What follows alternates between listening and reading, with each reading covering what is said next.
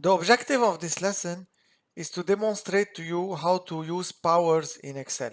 So assume I want to do 2 to the power 3, so it's equal to 2 times 2 times 2. Obviously this is one way to do it, but it's not the most efficient way. For this, Excel has a formula called power. So if you write equal power, you have first the number and then you have the power. So you do 2 comma 3, then you close the parenthesis and then you press enter, you get 8. Another way that I prefer to use instead of writing an Excel formula is 2 and then I'm going to use the hat. To get the hat, usually on your keyboard it's shift and the number 6. So the hat represents powers in Excel. You do 2 hat 3, it means 2 to the power 3.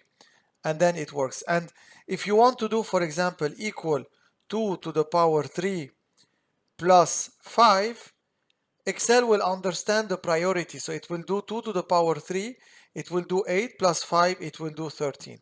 And again, the same thing can happen with a cell. I can do now 2 hat 3, which is the other cell. Excel will understand this perfectly.